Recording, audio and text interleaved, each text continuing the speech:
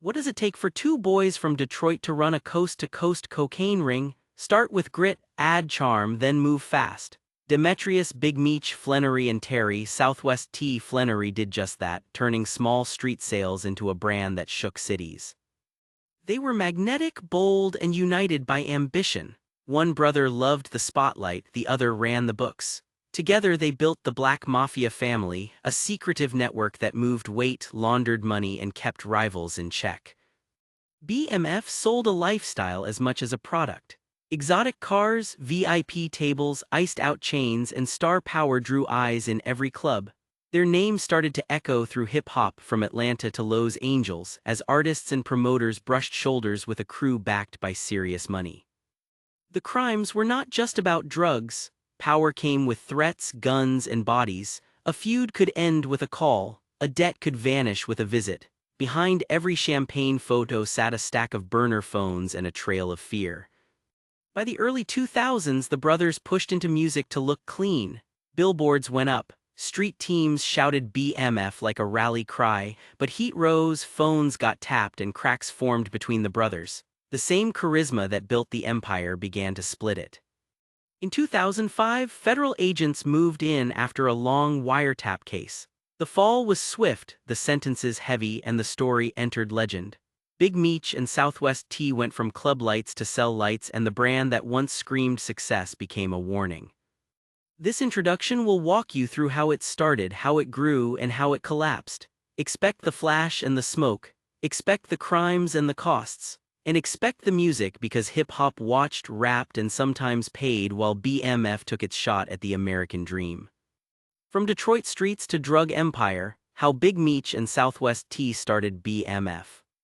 Before the billboards and bottle service, there were shut-off notices on the door. Southwest Detroit in the 1980s tested every kid who grew up there. Demetrius and Terry Flenory learned fast. Money was short, pressure was constant, and the streets promised quick answers. Pride kept them moving. Family kept them close.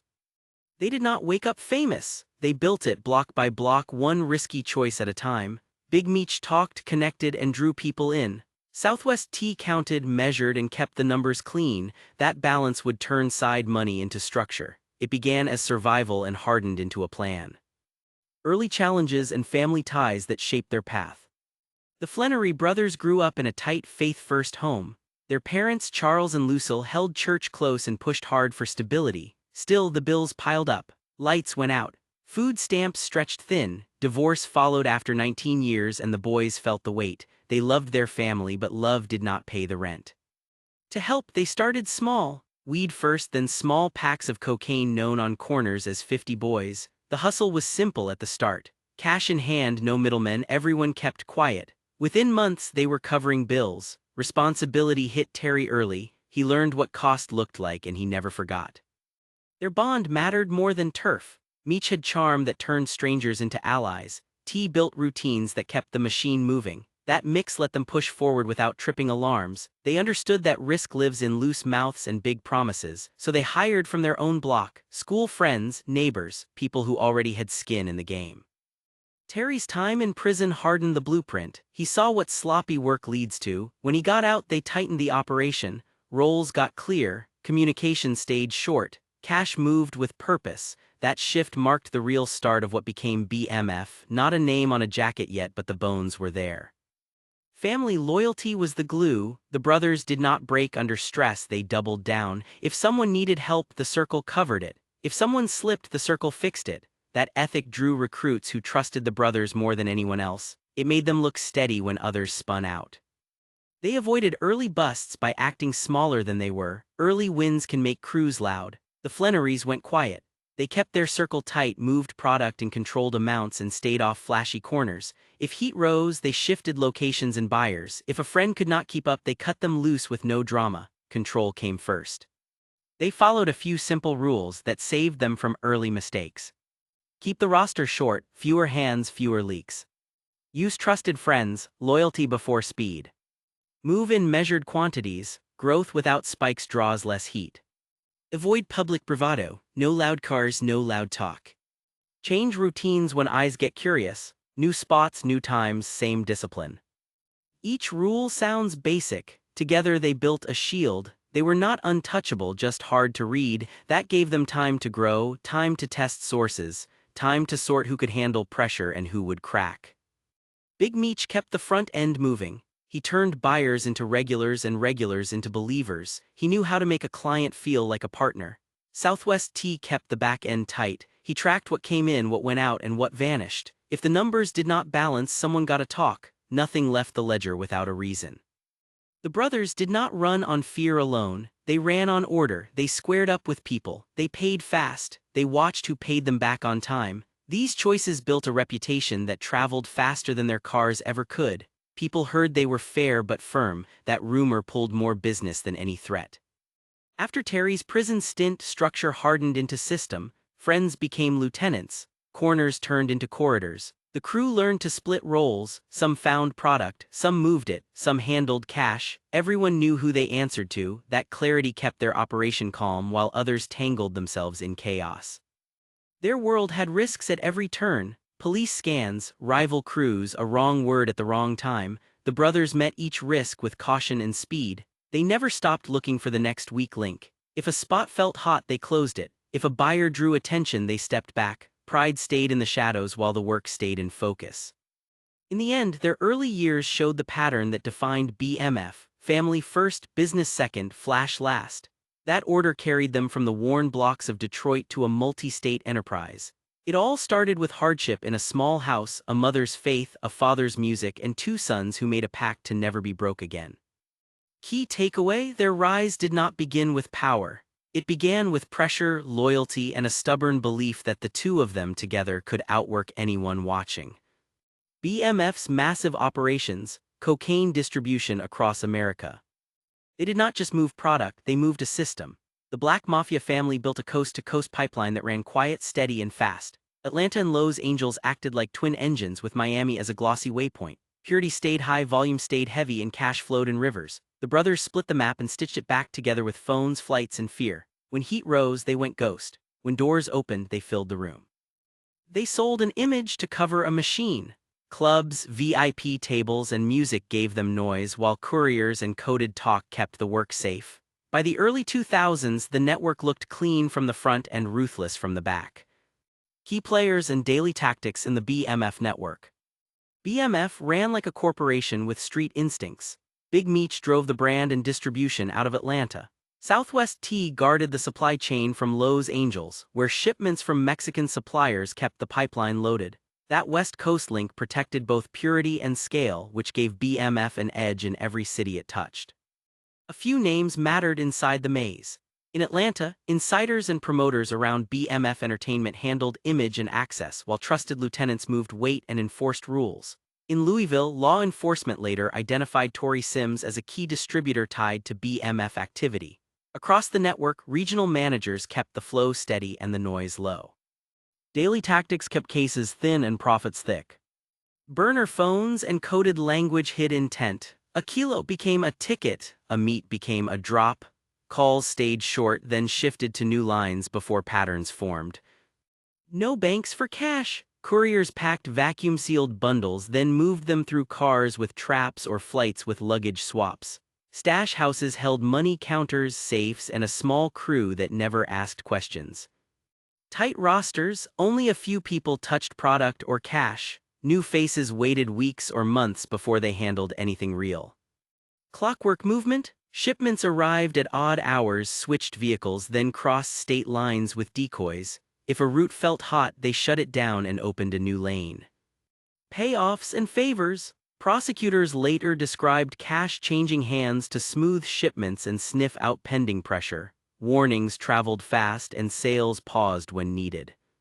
Silence under stress. When police pressure rose, Meech told crews to go dark. No sales, no calls, no movement until the air cleared. The brothers demanded consistency. Weight left Los Angeles in bulk, landed in Atlanta, then spread to hubs like Miami, St. Louis, and beyond. Purity stayed high, which meant higher prices and loyal buyers. That consistency fed a reputation. Buyers trusted the product, and the product kept the phones ringing. Inside the crew, trust ruled. People earned rank by keeping calm under watch and showing up on time with clean work. One mistake could cost the whole line. Rules were blunt. Do not talk on phones longer than needed. Do not flash cash outside approved scenes. Do not keep product where you sleep. Do not work new contacts without a direct blessing. Slip-ups got handled fast. BMF prized order more than bravado. That order kept their footprint large and their pattern vague. The more the brand grew in public, the more the work shrank into shadows. Expansion into new cities and avoiding rival gangs. The push into Atlanta, Los Angeles, and Miami turned BMF from a regional crew into a national force. Each city brought a role and a cover, and each move sharpened their edge. Atlanta became the heartbeat. Meech mixed distribution with a public image that felt larger than life. Clubs filled up. Flyers blasted the BMF name. Artists and promoters saw money on tap, which built access that most crews never touched. Behind the velvet rope, couriers staged runs, cut deals, and left before last call. Los Angeles controlled the spigot. Southwest T treated LA like a port. Shipments tied to Mexican suppliers came in, then left in carefully planned waves. He favored low drama and high control. That meant vetted drivers, clean vehicles, and step-by-step movement with few surprises. Every kilo that left LA fed 10 more plays across the map. Miami added shine and reach. It offered a place where nightlife and money felt normal. Meetings looked like parties, cash blended with crowds. In a city that runs on flash, BMF used the lights to mask handoffs and build new buyers. They stayed alive by staying flexible. BMF avoided open wars when possible, but they never stayed soft. In some cities they built alliances that kept local crews paid and quiet. In others they used fast violence to send a warning, then pressed forward with business. What mattered was the line. If a rival threatened the line, that threat got handled. Hip-hop events gave cover that police could not easily crack. Street teams shouted the name, cameras flashed. The brand sucked up attention while the work slipped past it. Big Meech worked the room, shook hands, and sold an aura of success. That aura did double duty. It drew new faces and smothered questions. Who questions a party when the bottles never stop? Their expansion playbook was simple and effective. Plant a trusted core in a new city, often with ties to the Atlanta hub. Secure safe houses for cash and product, never mix them. Build a public footprint through music, promotions, and nightlife. Lock down routes from LA or a secondary source. Vary paths, change drivers, rotate vehicles. Feel out local crews, pay, partner, or push them aside depending on the heat. Keep the face loud and the hands quiet. It worked until it did not. Wiretaps cut through coded talk. Surveillance mapped the flights and cars. The same cities that grew the brand also boxed it in. But during the climb, BMF ran an operation that turned party nights into cover and supply chains into legend. They understood how to make a city sing for them, then disappear when the song drew too much attention. The glamorous side of BMF, parties, cars, and hip-hop fame. Spotlights followed the name before police did. In packed clubs behind velvet ropes, Big Meech turned a criminal enterprise into a spectacle. He treated nightlife like a stage, cars like props, and celebrities like supporting cast. The image was loud, the presence magnetic, and the money seemed endless. That shine pulled rappers, promoters, and athletes into his orbit, and it kept the BMF brand buzzing in every room that mattered. Atlanta became his showroom. Miami gave him heat and speed. Los Angeles added polish. Billboards went up. Street teams wore the logo. Bottles hit tables like drumbeats. Rap lyrics echoed the myth in real time, and fans saw what looked like a new kind of king. The flash did not hide the danger, it tempted it. That was part of the thrill. Big Meech's charisma and celebrity connections. Meech walked into a room and turned heads without a word. He smiled, nodded, and people moved. That calm confidence felt like power you could touch. Club owners opened doors, promoters cleared sections, artists leaned in. He knew how to make a night feel legendary, then do it again the next night.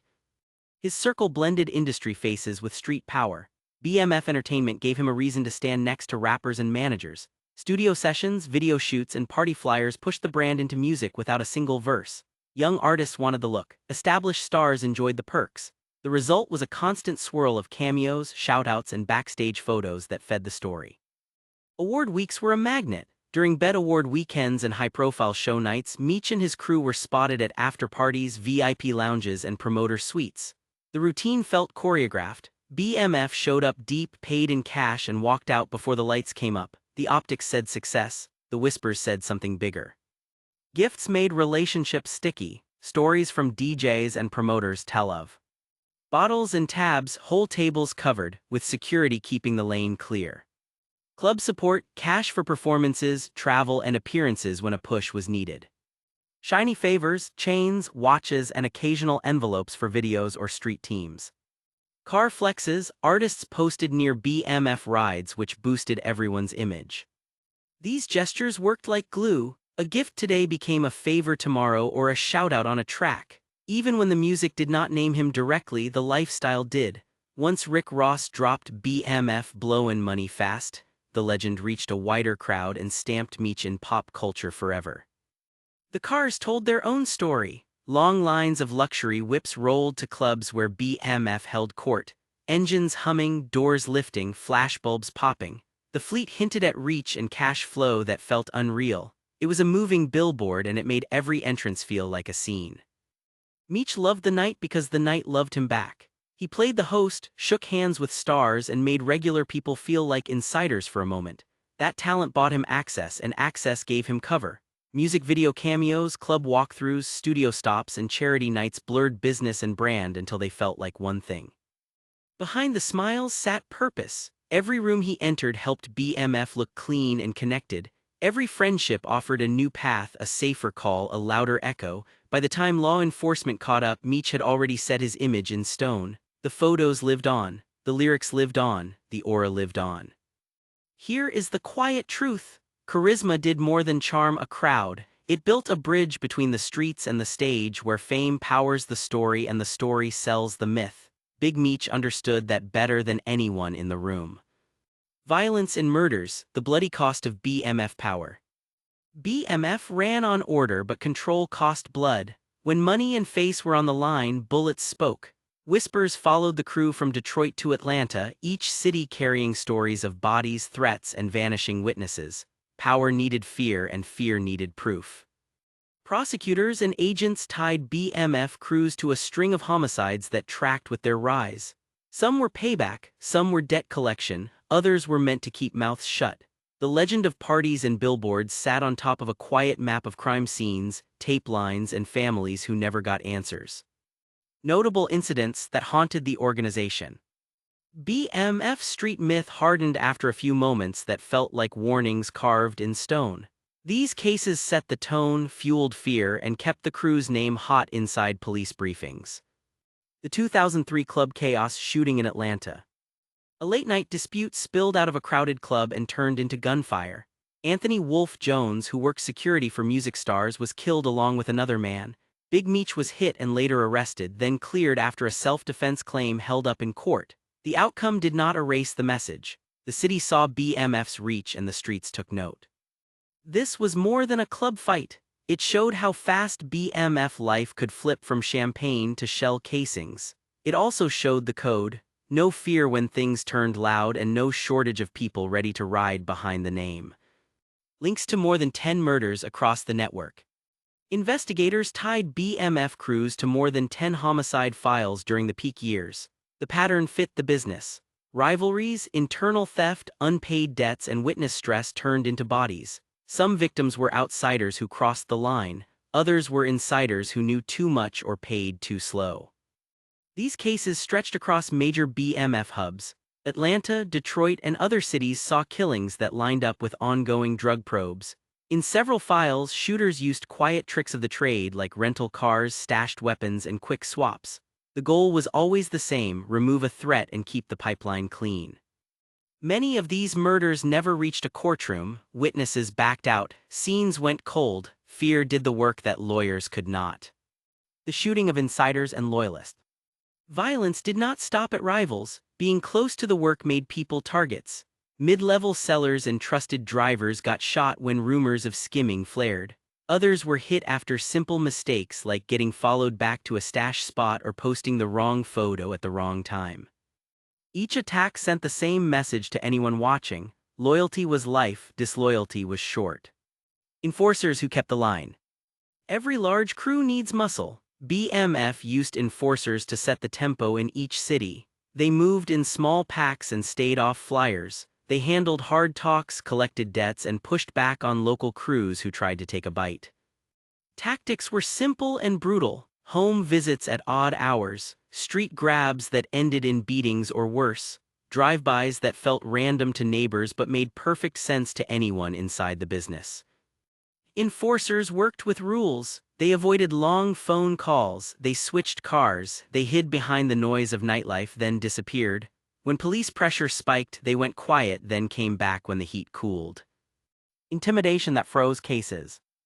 Guns were not the only tool. BMF used threats to keep cases from growing. A name dropped in a phone call, a knock at a relative's door, a car idling outside a witness's job. Small signals did heavy lifting. This pressure kept several homicide files thin. People moved, forgot, or refused to testify. The silence helped the business grow a little longer. What these murders did to the brand. The murders kept the network stable in the short term. People paid on time, rivals thought twice. But every shooting drew more attention. Federal task forces mapped the bodies to the roots. Wiretaps cut through coded talk. Each case added weight to a narrative that law enforcement would not ignore. The Glamour could not hide the cost. Behind every club walkthrough sat a family with a closed casket or an empty chair at dinner. The empire stood on fear, and fear always comes due. Key takeaways you cannot miss. Violence was policy, not an accident. It protected profits and punished threats.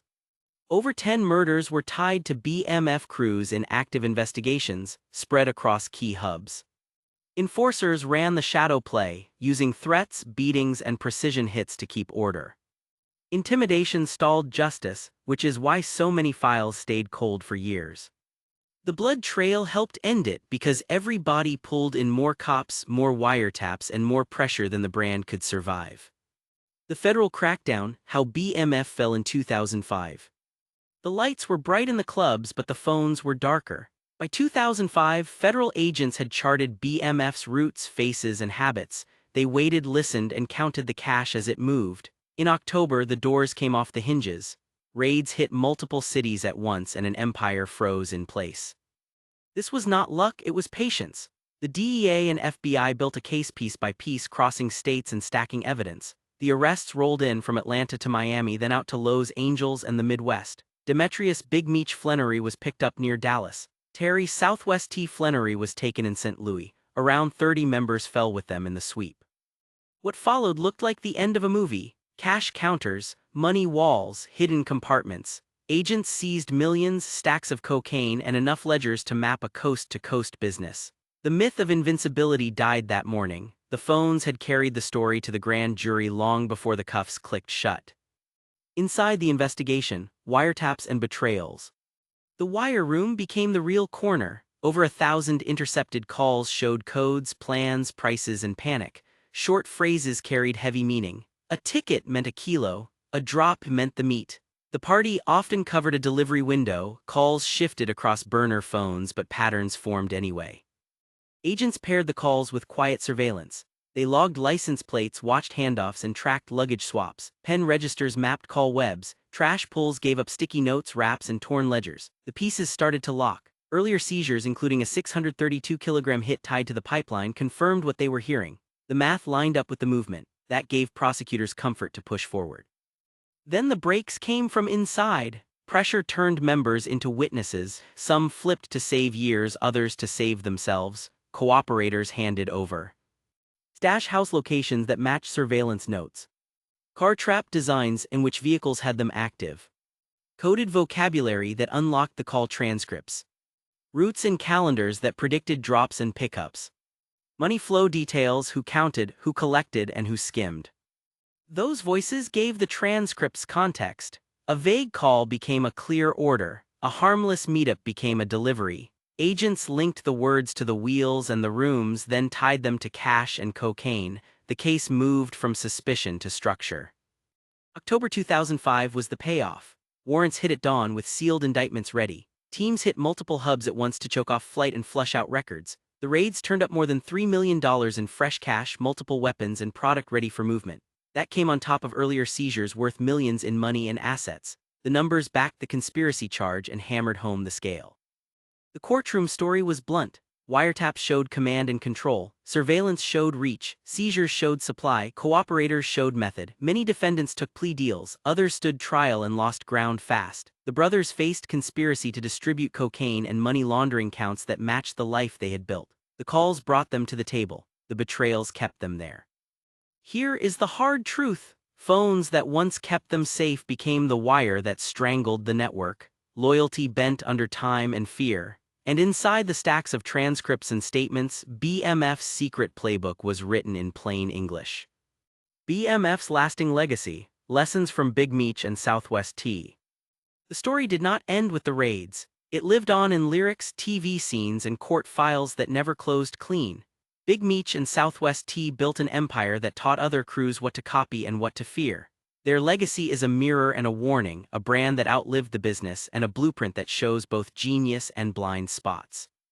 The fascination has not faded. New seasons of shows keep their names in lights and interviews reopen old wounds. The myth is glossy, the record is not. Inside that gap sits the lesson. Myth versus memory, how pop culture protects a legend. BMF became shorthand for big money and bigger nights. The brand still moves through music and TV where the story gets retold with fresh faces and new angles. That glow protects the legend, but it also hides the cost. The spotlight keeps their names loud, which keeps the curiosity alive. The music ties the brand to success, not sorrow. The shows give context, but the edits blur the edges. Fans see the cars and the crowds. Families remember funerals and years lost to cells. Legacy is a split screen, one side sparkles, the other side bleeds. Two brothers, two styles, power in the split. Meech and T built a machine with different parts. One brother drew the room in, the other kept the books straight. That split made them strong, then tore them apart. Big Meech owned the front end, image, access, and belief. Southwest T ran the back end, supply, discipline, and control. That balance scaled the business fast. It also created friction when heat rose. Image needs light, operations need shade. When the lights got brighter, the shade got thin. Branding as armor, branding as bait. The BMF logo worked like a shield. It bought credibility in music circles, opened VIP rooms, and masked movement in plain sight. It also told the police where to look. The brand gave cover for meetings and travel. The same brand gave agents a map of who to watch. Fame brought access, then pressure, then subpoenas. A loud face protected quiet hands for a while, then the face became the case. Discipline built the empire, phones broke it. BMF ran on rules, roles stayed sharp, cash moved with purpose, codes hid in small words. That discipline kept them ahead of rivals and raids. Still, one habit never changed, they lived on phones. Short calls, new burners, coded talk. Patterns formed anyway, the web drew itself. Wiretaps outwork charisma in cash. The lesson is harsh, structure saves you until the system studying you learns your rhythm. Violence pays fast, then burns everything. Fear kept people in line, but fear spreads. Every beating, threat, and body added fuel to a bigger fire. Violence settled debts and quieted doubts. It also pulled in task forces with bigger budgets. Cold files stacked up, but they never really died. Violence felt like power, it was a timer. It started ticking the moment real blood hit the ground. The cost at home, families and neighborhoods left behind. BMF grew out of hunger and pressure. They wanted stability and status. The business gave them both, then stripped them away. Parents buried sons, kids visited prisons. Blocks saw quick cash, then long downturns. Trust eroded every time a knock came late at night. Communities paid twice, first when the money distorted daily life, then when the raids left silence, fear, and gaps. The law moved slow, then moves all at once. Agencies studied BMF like a case study in modern crime. They learned the brand, they learned the roots, they learned the code, then they broke it. Wire rooms turned whispers into evidence. Pen registers mapped the nervous system. Cooperators gave the calls a dictionary. The next crews paid for BMF's fame. The playbook got updated, the patience got longer, the nets got wider. What music and brands should remember. Artists and promoters loved the heat BMF brought into a room. Money flowed, clips went viral before viral was a word. The lesson is simple and cold. Proximity buys buzz and also subpoenas. Photos age into exhibits when cases ripen. A gift can be a rope, depending on who hands it to you. If your name lives on flyers next to the wrong people, the bill will come due. Maybe not today, it shows up when momentum slows and lawyers get busy. Leadership loyalty and the breaking point. Meech inspired loyalty, T enforced it. The crew believed in both, but loyalty has limits when sentences get tall and phones stop ringing. Rules kept the ship steady. Pressure made those rules bend. Betrayal lives in every large conspiracy. The lesson is not that loyalty is fake. It is that loyalty loses to time, fear, and federal guidelines. Key takeaways that endure. If you strip away the myths, these lessons remain. They are not glamorous, they are blunt. Brand power cuts both ways, it opens doors and marks targets. Split leadership works until pressure needs one voice. Discipline is strength, but phones tell on you. Violence buys silence, then buys surveillance. Fame keeps the story alive and keeps agents watching. Communities pay for the high, then pay for the fall. The law writes new playbooks from old empires. BMF's legacy is a living warning. Ambition without limits meets consequences without mercy. The brothers wanted the kind of respect that outlives the hustle. They got it, but not in the way they hoped. The legend shines, the lessons cut. What does power cost when the lights go off and the phones go quiet? Two brothers from Detroit answered that with grit, charm, and iron rules, then paid for it with years behind bars, fractured loyalties, and a legacy that glitters while the records stay grim. They climbed from shut-off notices to private tables, from 50 boys to coast line, then watched wiretaps, fear, and pride pull the whole thing apart. The lesson is not buried. Image buys access, but it also paints targets. Discipline scales empires, but phones betray patterns. Violence settles debts, then summons task forces. In the end, there is no glamour in a cell, no comfort in a cold file, and no lasting victory in a name that prosecutors can quote back to you. If this story hooked you at the start, hold that feeling and ask yourself the same question the streets ask them. What is the price of power when the bill finally comes due? Then look closer. Watch the documentaries that trace the real voices and receipts, like the BMF documentary, Blowing Money Fast, and new interviews where Southwest T breaks his silence. See how the myth and the math meet. Hear how families count the cost. Share your thoughts below, your take on the brothers, the brand, and the blood. Did the charisma mask the clock, or was the clock always ticking? Your read matters to this history as much as any headline. The rise was loud, the fall was swift, the echo is still with us. Keep watching, keep asking, keep the lens sharp. Somewhere between the bottle parade and the booking photo, the truth sat waiting, patient as a wire, ready to speak when everyone else went silent.